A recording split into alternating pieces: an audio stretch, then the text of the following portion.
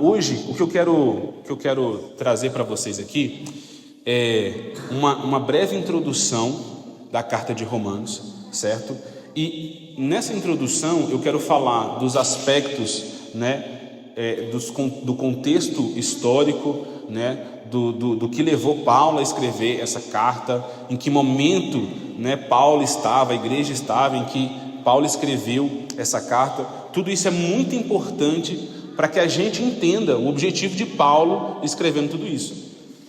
Então, irmãos, se você tiver caneta e papel, se prepara aí para anotar coisas importantes, tá? Se você quiser intervir para fazer alguma pergunta, pode fazer, irmão. Não te garanto que eu vou saber responder, mas pode fazer. Se eu não souber, tem vários aqui que talvez consiga. Certo, irmãos? Então, a primeira coisa que eu queria fazer é ler os versículos que nós vamos trabalhar hoje, que é do 1 ao 7. Irmãos, o meu desejo era trazer do 1 ao 17, que geralmente é a divisão mais adotada por todos os teólogos, a maioria dos teólogos que vão trabalhar a exposição dessa carta. Só que eu estava preparando o esboço, eu saía na cozinha e falava assim: amor, não vai dar certo, é muita coisa. Aí ela: sério, amor? Sério, você está terminando? Eu falei: não. Eu estou no versículo 2, eu estou pensando: meu Deus, olha o tanto de coisa. Mas assim, irmãos, a gente vai tentar aqui ser objetivo, não tentando pular aspectos importantes dessa carta. Então, abra sua Bíblia aí em Romanos, capítulo 1.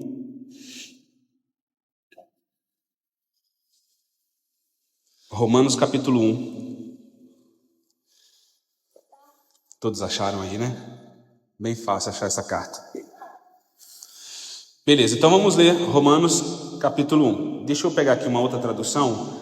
Eu vou trabalhar aqui na nossa exposição a tradução ARA, tá? Almeida Revista e Atualizada, tá bom? Então vamos lá. Paulo, servo de Jesus Cristo, chamado para ser apóstolo, separado para o evangelho de Deus, o qual foi por Deus outrora prometido por intermédio dos seus profetas nas sagradas escrituras, com respeito a seu filho, o qual, segundo a carne, veio da descendência de Davi e foi designado filho de Deus com poder, segundo o Espírito de santidade, pela ressurreição dos mortos, a saber, Jesus Cristo, nosso Senhor, por intermédio de quem viemos a receber graça e apostolado por amor do seu nome, para a obediência por fé entre todos os gentios, de cujo número sois também vós, chamados para serdes de Jesus Cristo. A todos os amados de Deus que estáis em Roma, chamados para serdes santos, graça a vós outros e paz, da parte de Deus nosso Pai e do Senhor Jesus Cristo. Eu vou fazer uma outra leitura aqui na NVT, tá? Para quem não entendeu nada dessa aqui, tem a segunda chance, NVT. Vamos lá, capítulo 1, versículo 1. Eu, Paulo, escrevo de Cristo Jesus, chamado para ser apóstolo e enviado para anunciar as boas novas de Deus. Escrevo essa carta. Deus prometeu as boas novas muito tempo atrás, nas escrituras sagradas, por meio de seus profetas. Elas se referem a seu filho, que como homem nasceu da linhagem do rei Davi, e quando o poder do Espírito Santo o ressuscitou dos mortos, foi demonstrado que ele era o Filho de Deus. Ele é Jesus Cristo, nosso Senhor. Por meio dele recebemos a graça e a autoridade, como apóstolos, de chamar os gentios em toda parte a crer nele e lhe obedecer em honra ao seu nome. E vocês estão entre esses gentios, chamados para pertencer a Jesus Cristo. Escrevo a todos vocês que estão em Roma, amados por Deus e chamados para ser seu povo santo. Que Deus, nosso Pai, e o Senhor Jesus Cristo lhes deem graça e paz. Amém. Então, meus irmãos, eu quero trazer então uma introdução e a gente já entra no texto de fato. tá? Então, a carta de Romanos, ela é uma das cartas mais densas e profundas, como a gente já disse. E Romanos é uma carta em que Paulo descreve muito do que ele mesmo acredita como teologia, como missão apostólica, como unidade, tá? Não comunidade, como unidade, e onde conseguimos, de fato, sumarizar diversas doutrinas. Então a gente olha para a carta de Romanos, a gente consegue extrair que Paulo, ele condensa na carta de Romanos tudo, a maioria das coisas que ele acredita como teologia. Então você vai ver aqui a doutrina da salvação, regeneração, justificação pela fé. Uma das doutrinas que a gente não vê Paulo entrando com mais... na verdade ele nem cita muito, acho que não cita nada aqui em Romanos, é a escatologia. Mas todas as outras doutrinas que são fundamentais para a igreja, Paulo, ele faz questão de trazer seu ponto de vista, né? a sua visão aqui. Por isso que a carta de Romanos é considerada um tratado. O que é um tratado? É como se fosse tudo aquilo que eu acredito. Então eu vou colocar aqui tudo que eu acredito, isso é um tratado do que eu acredito como doutrina. Então a carta de Romanos, ela é reconhecida entre os estudiosos como uma carta que aprofunda na teologia de Paulo, né? A gente tem um termo hoje que se utiliza, que é a teologia paulina, né? Então é muito estudado hoje a teologia paulina, que é aquilo que Paulo acreditava como teologia, né? O que Paulo fundamenta. Então os estudiosos gostam da carta de Romanos porque ela traz muita coisa importante, muito aspecto importante para isso. E nessa carta a gente vai ver doutrinas muito conhecidas, e à medida que a gente passar por essas doutrinas, a intenção é que a gente fale um pouco sobre isso, para que também quem nunca, né, estudou sobre isso tenha uma visão breve, né, e não tão superficial sobre o assunto. Então a gente está diante de uma carta que tem muito a nos ensinar, gente, e que para nós gentios, essa carta é um tratado muito importante, que vai fundamentar aspectos importantíssimos para a nossa caminhada e jornada na fé. Então, Romanos, quando você passa os olhos para o Romanos, por essa carta, aparentemente você consegue entender muitas coisas, né? No sentido lógico, você vai lendo, o Espírito Santo vai te iluminando, você vai entendendo aspectos lógicos dessa carta. Mas não se engane, essa carta é muito densa e tem muitos aspectos aqui que, se você parar para estudar, você vai perceber que de fato é difícil o que Paulo traz aqui. E a minha ideia não é ir pelo lado difícil. Tá? Então, eu quero falar então do contexto histórico. Então, em que período essa carta foi escrita e o que estava acontecendo na época que essa carta foi escrita. Então, Paulo, ele vai escrever essa carta aos Romanos em meados de 57, 58 depois de Cristo, né? Alguns afirmam que foi categoricamente 57 depois de Cristo.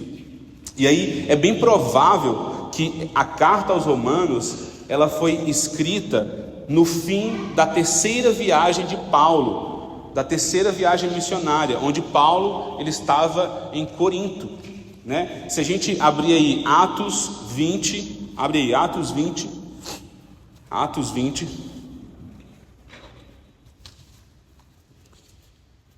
versículo 3 ao 6. Alguém pode ler com voz de trovão? Atos 20, do 3 ao 6. E ali permaneceu por 3 meses, quando os judeus fizeram escravos, dando pressa a navegar para a Síria. Ele propôs a retornar através da Macedônia, e acompanharam até a Síria, Sopado, Bereia, e Tessalônica, Aristarco, Segundo, Galiléia, Timóteo, Ele que daqui esperava por nós no Troia, nós navegamos depois do dia dos convidados, nós fomos ter com eles, em Troia, depois de 5 dias, nós permanecemos por 7 dias. No primeiro dia da semana, estamos nos discípulos para partir quando Paulo pregava para eles, pronto para partir do dia seguinte. Então, aqui mostra que eles estavam em Troade, né? E aqui, na própria carta de Romanos, vai revelar, né, as pessoas envolvidas nessa situação. Abre aí Romanos 16. Romanos 16, versículo 1 e 2. Outra voz de trovão. Romanos 16, versículo 1 e 2. Recomendo a vocês, nosso irmão Pedro, serva da igreja de Cencreia.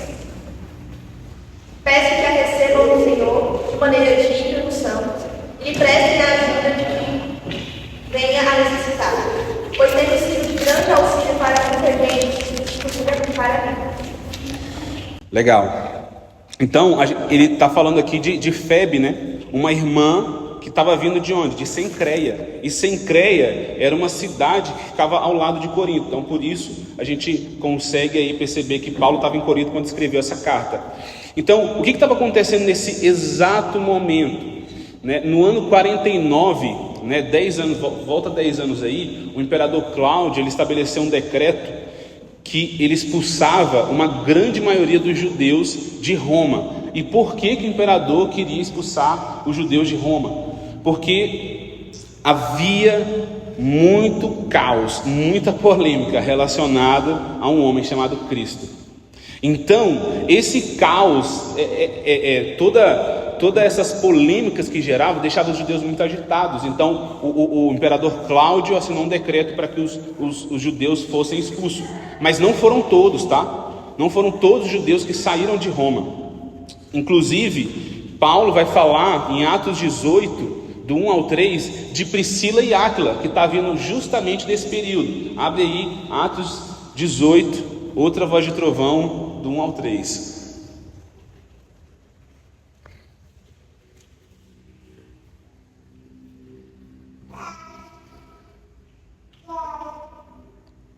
Atos 18, do 1 ao 3. Depois disso, Paulo partiu de Atenas e chegou a Corinto. Lá encontrou um judeu natural do ponto chamado Áquila, que havia chegado da Itália fazendo um tempo, e sua mulher Priscila, porque Cláudio havia decretado que todos os judeus saíram de Roma. E Paulo foi ao encontro deles. E por exercerem o mesmo ofício, passou a morar e a trabalhar com eles, pois eram capazes. Legal, então, né, aqui a carta de Atos aqui, né, de Lucas, vai falar então desse momento em que Paulo encontra Priscila e Áquila, que estão vindo justamente, né, expulsos por esse decreto de Cláudio. Depois o imperador Nero assina um decreto e a galera começa a voltar, tá? Mas nesse momento em que Paulo escreve essa carta, já não tinha tantos judeus assim em Roma. Por isso, o público-alvo aqui, né, as pessoas alvo da mensagem de Paulo nessa carta, em sua maioria, eram os gentios. Existiam judeus? Sim, existiam judeus, porém numa proporção menor. A maioria das pessoas que compunham, né, a igreja em Roma eram gentios. Então, a gente vai ver muito nessa carta, principalmente Paulo falando judeus e gentios, judeus e gentios, judeus e gentios. Paulo vai falar muito sobre isso, porque de fato é um dos alvos de Paulo como mensagem aqui na carta. Então, qual que é o tema central dessa carta? Então, entendendo que havia mais gentios do que judeus, então qual que era o alvo de Paulo ao escrever essa carta? Então, a partir desse contexto, alguns estudiosos eles acreditam que a carta de Romanos tem como tema central o evangelho e também a reconciliação. Então, isso aqui é um ponto conflitante, não no sentido que gera muita discussão, mas existem várias perspectivas sobre o tema central, né? Tem muitos teólogos, tem uma linha que acredita que Romanos, o tema central é justificação pela fé, né? Tem pessoas que acreditam que é do 9 ao 11, onde ele vai falar exclusivamente do povo judeu. né? Então a gente vai ter aqui várias linhas onde vão, né, ter uma perspectiva em relação ao tema central dessa carta. Porém, o que nossa comunidade, eu não vou nem falar da nossa comunidade, mas atualmente os carismáticos, né, os irmãos que têm se aprofundado nessa carta, têm percebido que de fato o tema central dessa carta é o Evangelho de Deus e a reconciliação. Nós vamos perceber em toda essa carta que Paulo vai sempre tocar no aspecto da reconciliação. E a reconciliação não é só entre o povo judeu e gentio, ou judeus e Cristo, mas também gentios e Cristo. Então ele está falando em vários aspectos. Ele está falando para os gentios que existe uma reconciliação a partir de Cristo, para os judeus que existe o Messias, e desses dois povos. Então nós vamos caminhar por essa carta tendo essa perspectiva como centralidade: o Evangelho de Deus e a reconciliação, certo? Então eu queria passar rapidamente por uma divisão que é bem simples, tá? Dessa estrutura de Romanos quando você vai ler. Então do 1 ao 4 a gente vai perceber essa criação da nova identidade. Paulo vai falar sobre isso, né? Em Romanos 5 a gente tem o clímax aqui então dessa carta, que é onde Paulo vai falar da nossa nova identidade, certo? Então o clímax, né, da carta de Romanos está em qual capítulo? 5. Ele vai falar da nova identidade. E Romanos 6 ao 7 ele vai desenvolver, né, a respeito dessa nova identidade. Em Romanos 8 aqui a gente tem a gente vai ver o apóstolo Paulo discorrendo sobre as consequências dessa nova identidade. Então o capítulo 8 aqui, né, é uma explicação do capítulo 5, assim como do 9 ao 11, que vai falar sobre uma identidade por causa de Israel e não apesar de Israel. Ele vai falar da nossa posição por causa de Israel e não apesar, certo? Então isso é muito importante e talvez dos capítulos mais conflitantes no universo seja esse, do 9 ao 11, onde a gente vai falar sobre o povo judeu, onde a promessa de Deus ainda não cessou para o povo judeu, em que o povo judeu ainda assim é o povo de Deus, ele não abre mão. E Paulo vai falar aqui nesses 3 capítulos sobre nós que fomos enxertados nessa videira. Então isso aí vamos deixar para esse capítulo. E aí Romanos 12 a 14, esses últimos quatro capítulos, eu gosto muito, porque eu gosto de uma forma que Paulo expõe as coisas, que ele gosta muito de trazer para a prática, para as virtudes, para o caráter. E eu me identifico muito com isso. Eu gosto de olhar, eu vejo, isso aqui é uma pauta, dá para orar, dá para me pensar o que eu preciso fazer em relação a isso, né? Então eu gosto muito disso que Paulo faz. Então em todas as cartas Paulo ele faz isso, mas aqui na de Romanos ele separa essas 4 cartas para falar sobre isso, sobre essa identidade comunitária, e do 15 ao 16 sobre a identidade missionária, certo? Então hoje nós vamos falar então sobre Romanos do 1 ao 7. Então pegou essa perspectiva aí, gente? Certo? Estão comigo? O sono bateu, mas vamos entrar na parte legal, que é a Bíblia. Alguém pega uma água para mim, por favor? Tem misericórdia aqui desse servo. Beleza, irmãos, Romanos 1, do 1 ao 7. Então, nós vamos passar aqui por cada versículo e entender um pouco da centralidade aqui de cada versículo. É muito importante, irmãos, que a gente faça uma leitura da Bíblia e a gente medite nela. Medite nela. Então, leia um versículo e entenda o que Paulo, o que as Escrituras está querendo mostrar aquele versículo, se aquele versículo está conectado com algum outro texto. Então, isso é muito importante. E nas cartas, em todas as cartas, esse exercício é muito importante, porque sempre vai estar linkado no mesmo capítulo ou em capítulos posteriores, tá? Então, vamos ler aqui mais uma vez, que eu acho que vocês já esqueceram aí do que Romanos 1, do 1 ao 7 diz.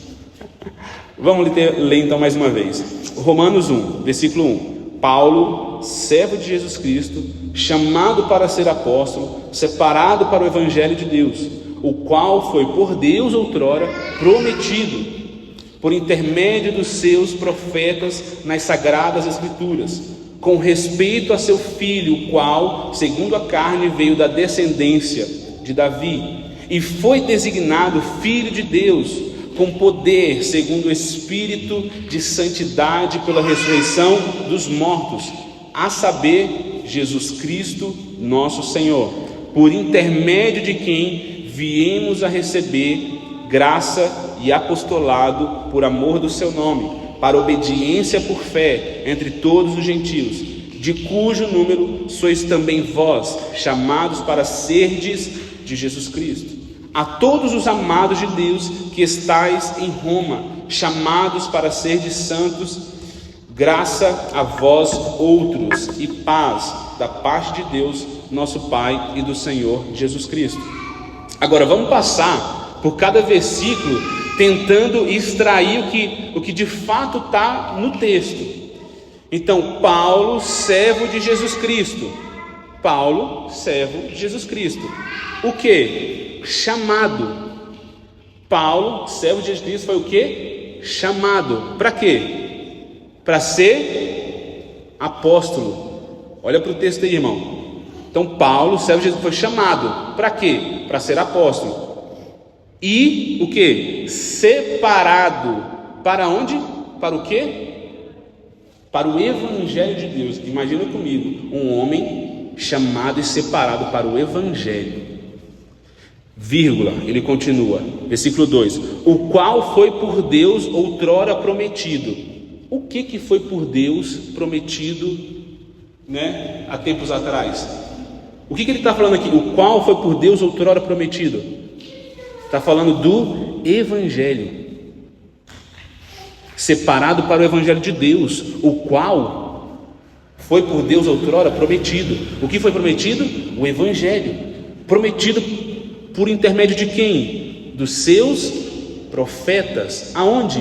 Nas sagradas escrituras. Então a gente vai falar de cada um aqui, mas eu quero que a gente tente entender esse pensamento lógico de Paulo. E aí versículo 3 ele diz: com respeito a seu filho. O que diz respeito ao seu filho?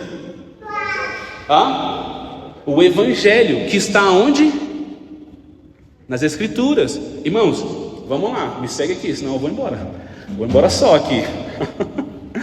Certo? Então, Paulo, servo de Cristo, ele foi chamado para ser o quê? Apóstolo. E ele foi separado para quê? Para o evangelho de Deus.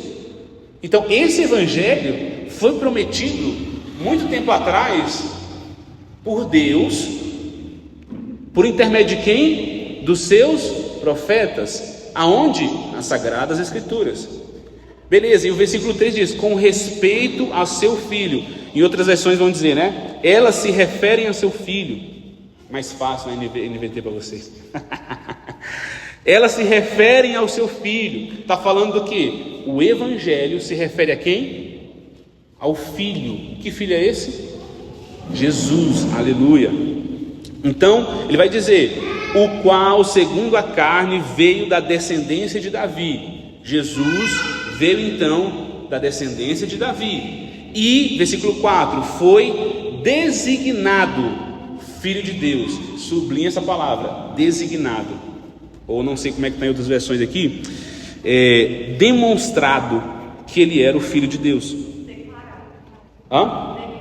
Declarado, exatamente, tem essa tradução. Então, designado Filho de Deus, o que? Com poder. Com poder, não é só um filho, não é só declarado filho, é filho com poder, segundo o Espírito de santidade, pela ressurreição dos mortos, a saber, Jesus Cristo, nosso Senhor. Versículo 5: por intermédio de quem viemos a receber graça e apostolado. Por intermédio de quem? Esse sujeito aqui, quem? Jesus. Ele está falando de Jesus. Por intermédio de Jesus, nós recebemos graça e o que? Em outras versões não vai dizer apostolado. O que vai dizer? Autoridade.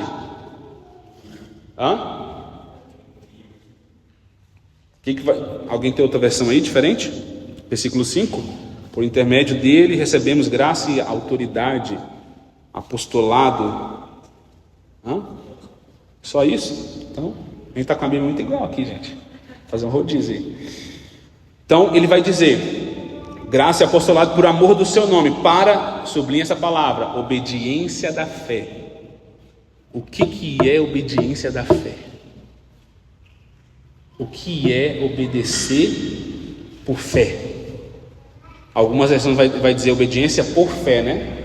Mas a tradução mais exata é obediência da fé. Entre todos os gentios, localizou a gente? Nós aqui, tá? E cujo número sois também vós, chamados para serdes. Paulo agora já não é chamado sozinho. Versículo 1 ele fala: fui chamado para ser apóstolo e separado. Agora ele vira para nós os gentios e fala: chamados para quê? Para ser de Jesus Cristo. Eu comparo isso aqui com o versículo 1, onde ele fala: separado para o evangelho de Deus. Aqui eu até coloquei um acréscimo: para serdes para o evangelho de Jesus Cristo. Então Paulo está estendendo esse chamado a nós. E aí versículo 7: a todos os amados de Deus que estáis em Roma, chamados para serdes santos, graça a vós outros e paz da parte de Deus, nosso Pai, e do nosso Senhor Jesus Cristo. Então, esse trecho aqui que a gente está vendo, ele é uma introdução, irmãos, certo? Porque toda carta tem ação de graça, né? Geralmente no início ali, né, tem uma ação de graça, né? Agradecendo: olá, tudo bem, meus amigos, né? É uma apresentação. Essa é a apresentação da carta de Romanos, vai até o versículo 17, é a maior que tem. Mas aqui, do 1 ao 7, é uma apresentação, uma breve introdução, certo? E nós vamos olhar para esse texto agora, versículo por versículo, e vamos tentar extrair mais alguns pensamentos importantes. Então, irmãos, meu objetivo não é pregar, tá? Fazer muitas aplicações aqui à nossa vida prática, é entender o texto, é entender o que Paulo quer dizer, e claro, automaticamente a gente vai fazer aplicações práticas para a nossa vida. Então, no versículo 1, vai dizer: Paulo, servo de Jesus Cristo, chamado para ser apóstolo, separado para o evangelho de Deus. Então Paulo inicia aqui o seu tratado afirmando que é servo de Cristo, que foi chamado por Cristo e também separado por Ele e para Ele. Então, servo de Jesus Cristo, certo?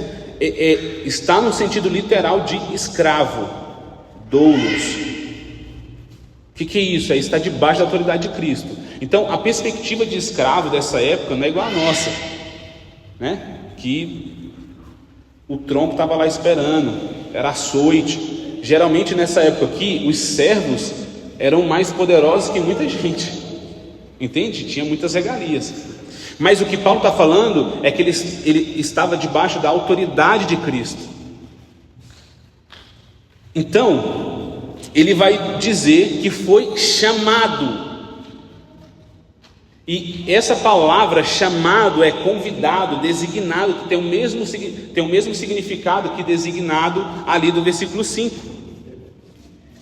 Designado, convidado. Eu vi uma tradução que dizia chamado divinamente. Ele recebeu um chamado do próprio Deus. Então você olha a história de Paulo, de fato ele recebeu um chamado do próprio Deus. Jesus apareceu para ele e falou: por que tu me persegues? Então agora se prepara. Então aqui a gente poderia sugerir que de fato é um ofício. Então Paulo está falando da sua vocação, do seu chamado como cristão, missão. Então ele está falando que foi chamado para ser apóstolo e separado para quê? Para o evangelho de Deus. Então o apóstolo é aquele que é enviado. Então quando ele fala que foi chamado por Deus para ser apóstolo, ele está dizendo: eu fui chamado por Cristo, me submeti a Cristo e fui enviado por Ele. Então Paulo está descrevendo esses 3 pontos importantes. Ele foi chamado por Cristo, se submeteu a Cristo, quer ser servo, se submeter, e foi enviado, que é a missão apostólica. Então aqui a ideia do versículo 1 é que separado e chamado, elas têm a mesma conotação. Chamado e separado, né? Esse separado aqui, a gente não vai linkar ele a, por exemplo, o significado de santidade, né? Então, ele foi chamado para um fim muito específico. E que fim é esse? O Evangelho. E ele está separado não para qualquer tarefa, não para uma tarefa simples, fútil ou momentânea. Paulo foi chamado e separado pelo quê? Para o quê? Para o Evangelho de Deus. Então, um apóstolo enviado, chamado e separado para o Evangelho de Deus. Uma pessoa que foi chamada por Deus, uma pessoa que foi atraída, comissionada por Deus, ela não vive, olha. Mas tem só uma coisa que vale a pena lembrar aí, quando ele fala que ele foi feito escravo, né? Lá a gente vai mostrar em momentos também, que é o fato de sermos escravos do Evangelho, né? Tipo assim, então ele vai falar que nós somos libertos, mas depois somos escravos. O conceito de liberdade que ele traz não é o conceito que a gente entende normalmente, mas antes éramos escravos do pecado e agora somos escravos do Evangelho, escravos de Cristo, servos de Cristo. Isso é interessante que ele primeiro, antes de falar sobre isso para o povo, ele já se coloca nessa posição. Sim, exatamente. E por que Paulo está falando disso, gente? Porque Paulo vai enfatizar nesses próximos 4 capítulos o que? Sobre a identidade, a nova identidade na fé. É por isso que Paulo está falando de ser servo, de ser escravo.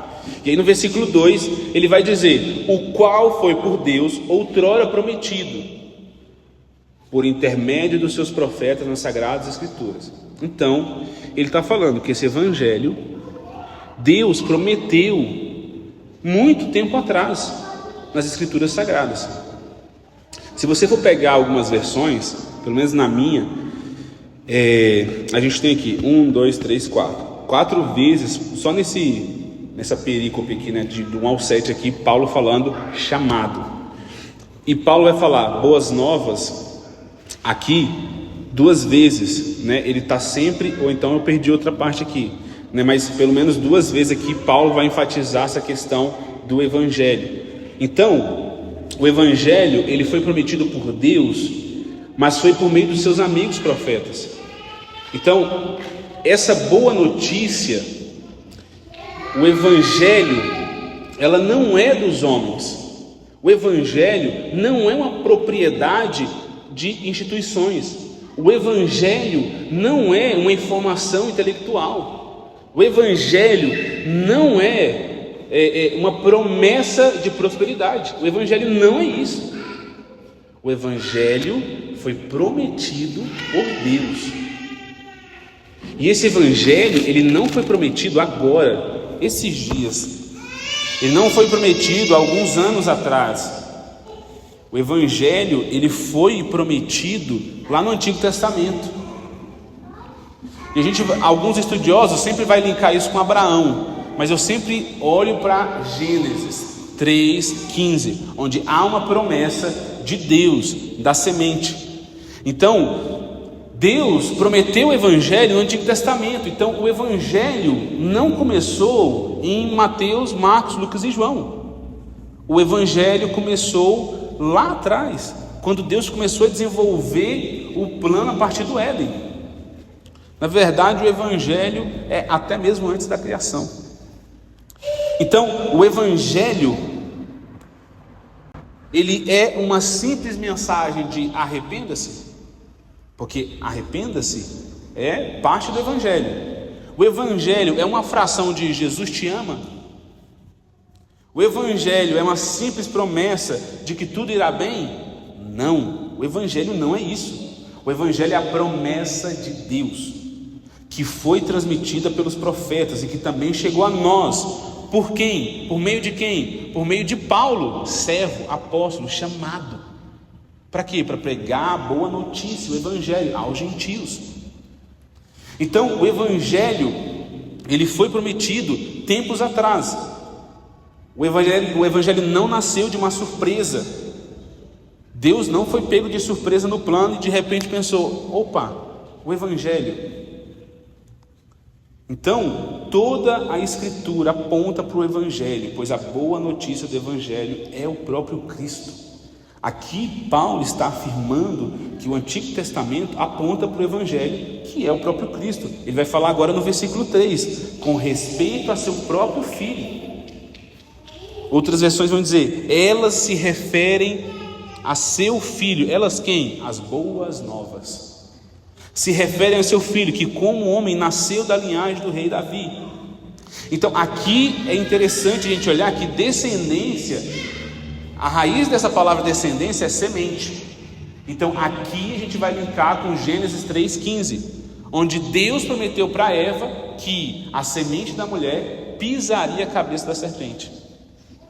Então o evangelho, ele tem um alvo e um propósito central, é Cristo, certo?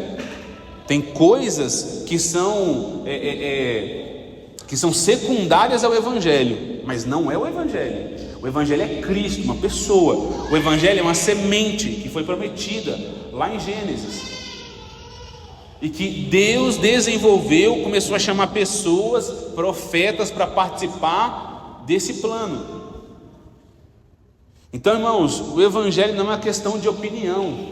Tem um livro do John Harrigan, eu estava comentando com o Ian, né, que a primeira coisa que ele fala, ele traz uma perspectiva filosófica lá dificílima, que você tem que ler 50 vezes para entender. Mas aí, irmãos, uma coisa que ele vai falar é que, tipo assim, o evangelho não é uma questão de opinião, não é uma questão de eu tenho uma linha teológica do evangelho. O evangelho é Cristo. Só existe um evangelho. Não existe várias linhas teológicas a respeito do evangelho. Existe um evangelho. Então Deus se encarregou de não dar essa alegria para os homens, de pensar sobre vários evangelhos. As pessoas pegam frações do evangelho, mas elas não pegam um segundo evangelho. Entende? Então nós precisamos entender isso, irmãos. Aqui no versículo 3, Paulo também está enfatizando a encarnação do próprio Cristo. O evangelho andou no nosso meio. O evangelho andou no nosso meio, Cristo andou no nosso meio. Isso é muito importante a gente entender, que a encarnação é muito importante, irmãos. A encarnação e a ressurreição, no entendimento das religiões, elas são importantes. Porque se você tira a ressurreição do cristianismo, a gente se torna uma religião como qualquer outra. Mas a ressurreição de Cristo é um ponto extremamente importante para a validação de toda a Escritura e do Evangelho. Se Cristo não tivesse se ressuscitado, a gente poderia duvidar disso aqui. Porque todas as outras religiões têm deuses que não passaram pela mesma condição que Cristo. Entende? Então, esses aspectos, a gente só olha para isso como um ato simbólico. E não, irmãos, isso é importante para a nossa fé. Entende? Se ou não houvesse a ressurreição de Cristo, a gente podia rasgar a Bíblia, porque todo o evangelho ia estar sem fundamento. Então isso é muito importante. Então Paulo vai frisar aqui sobre o filho que veio da descendência de Davi, né? Está falando da semente. Então, partindo desse pressuposto, olhamos para o versículo 2 e percebemos que não só foi prometido uma mensagem, foi prometido o próprio filho por meio dos profetas, que viria da semente da mulher, descendência de Davi. E a gente vai para o versículo 4: e foi designado filho de Deus com poder, segundo o Espírito de santidade, pela ressurreição dos mortos, a saber, Jesus Cristo nosso Senhor. Se a gente for ler em outra versão: e quando o poder do Espírito Santo o ressuscitou dos mortos, foi demonstrado, declarado que ele era o Filho de Deus. Ele é Jesus Cristo nosso Senhor. Mas espera aí, se ele foi declarado que ele era filho só depois da ressurreição, então o que ele era antes? Então ele não era filho antes da ressurreição? Não é isso. É que essa palavra, esse contexto aqui, designado Filho de Deus, ele está querendo dizer que aqui existe uma nova era, um novo tempo, um novo modus operandi. Então a ressurreição, ela vai inaugurar um novo período.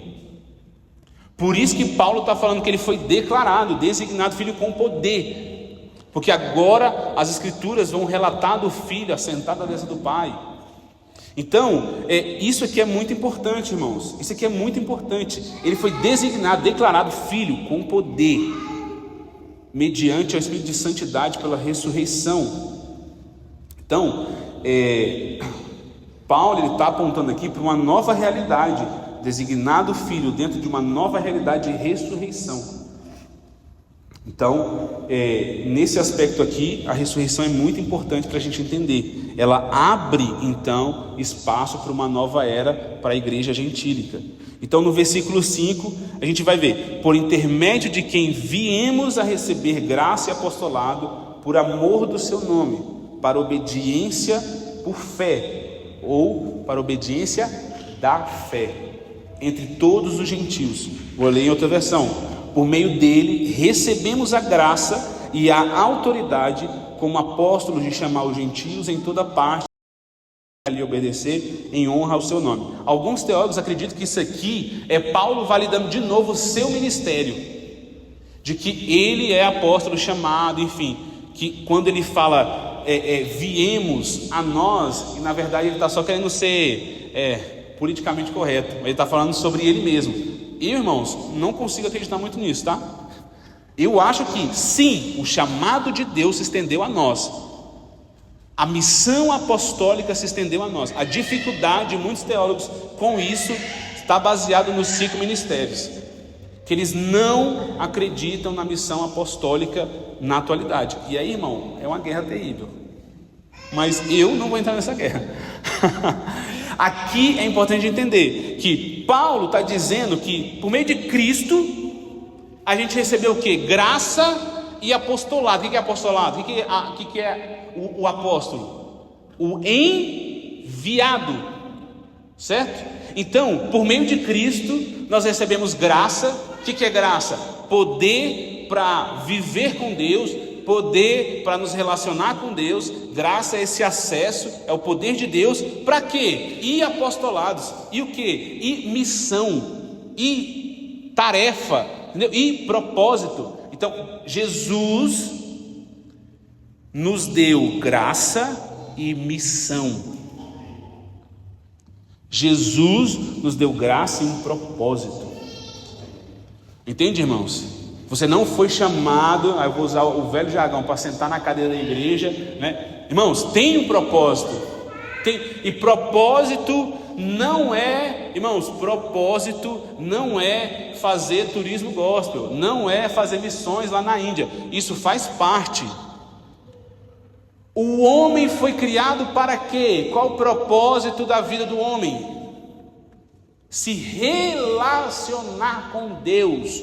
Então a graça é o poder para o propósito supremo, relação do homem com Deus. E o apostolado é Deus concedendo graça para que o homem o represente na terra. Missão, vocação. Vocação não te define. Amém? Então ele está falando, a gente recebeu graça e apostolado por amor do seu nome. Para quê? Obediência da fé. Irmão, o que é obediência da fé? Vou falar, você sabe. Então, irmãos, o que é obediência da fé?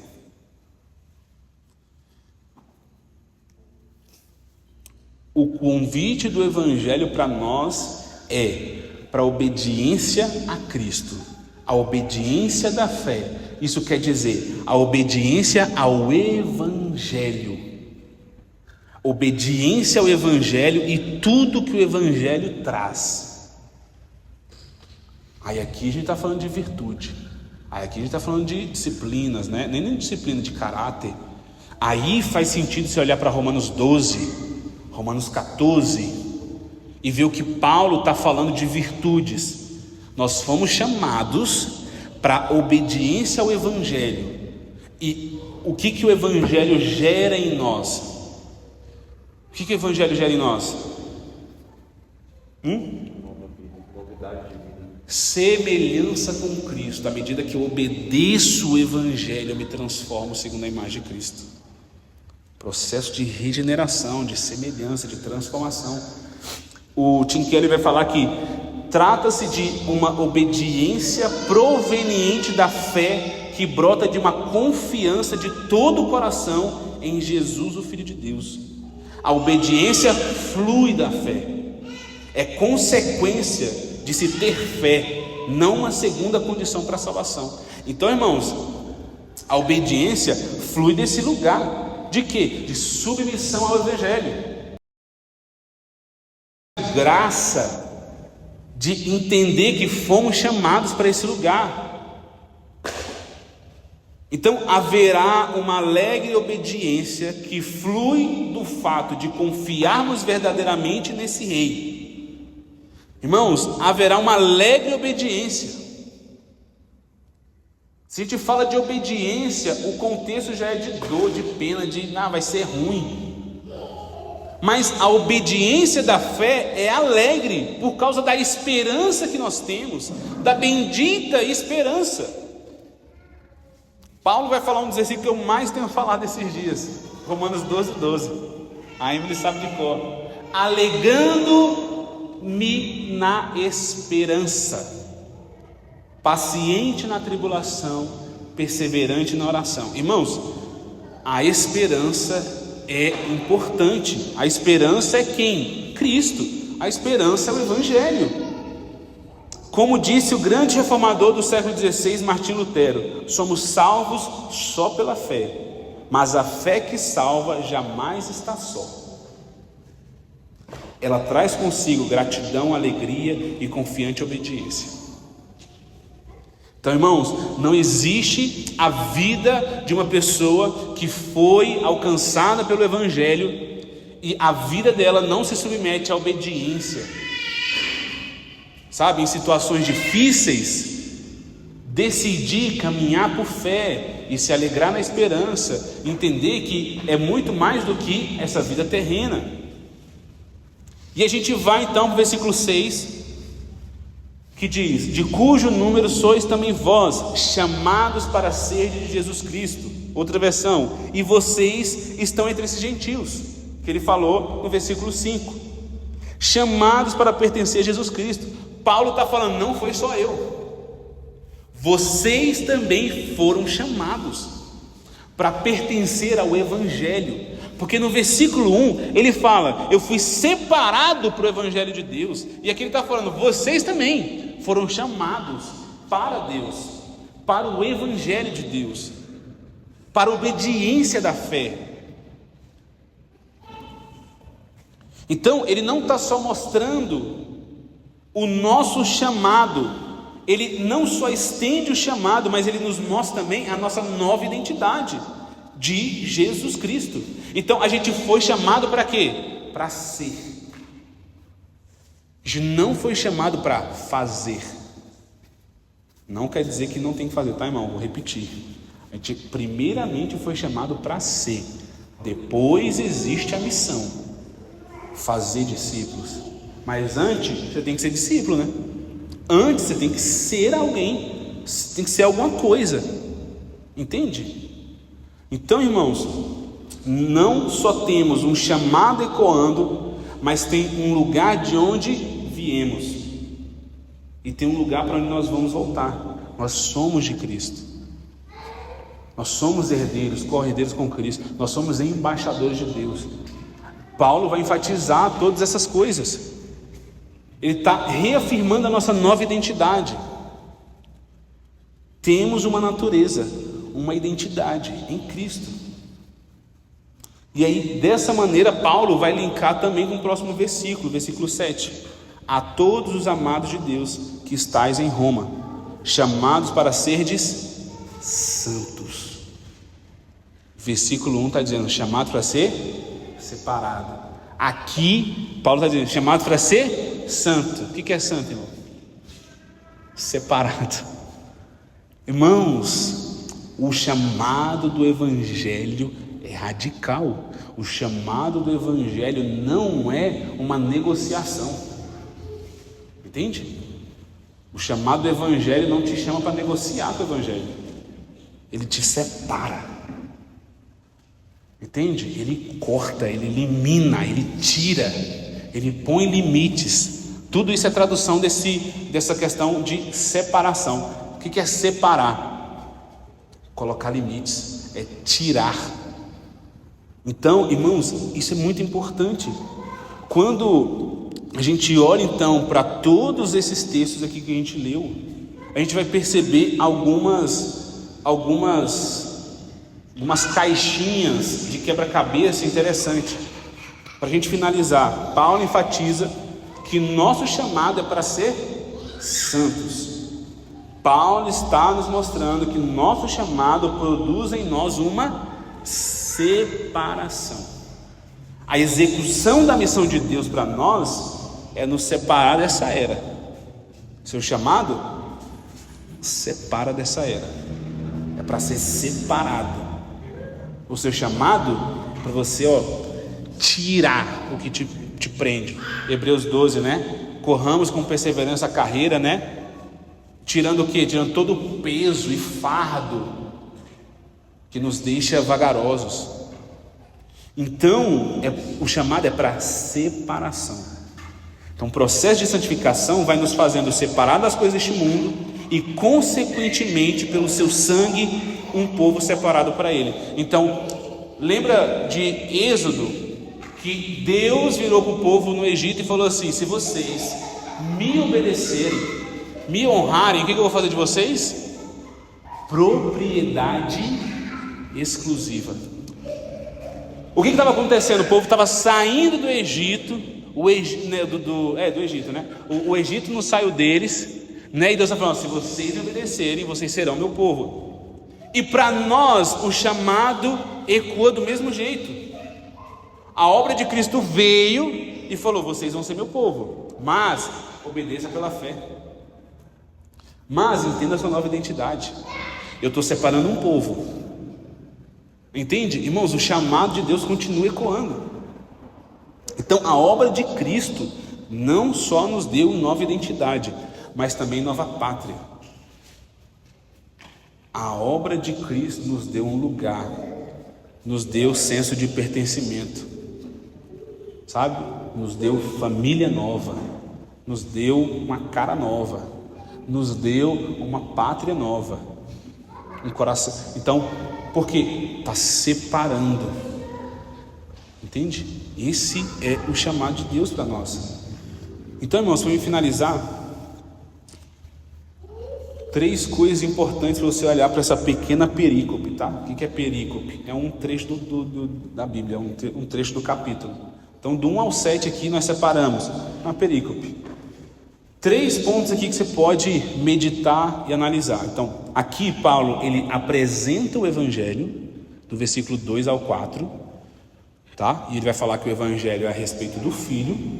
Paulo também vai falar da missão do Evangelho, no versículo 5, ali na parte B, metade para o final ali do versículo, ele vai falar que a obediência, ele vai falar que a missão do Evangelho para os gentios é a obediência da fé. E o resultado do Evangelho, do versículo 6 ao 7, filiação, nova identidade, ser de Jesus, ser santos. Então, Paulo está falando de reconciliação, está falando do Evangelho. Lembra do tema central? Beleza, a gente está nos primeiros versículos, mas você vai perceber que mesmo Paulo falando de outras questões aqui, o tema central ecoa, que é o Evangelho de Deus e a reconciliação consigo mesmo. Amém, irmãos? Isso, vamos orar.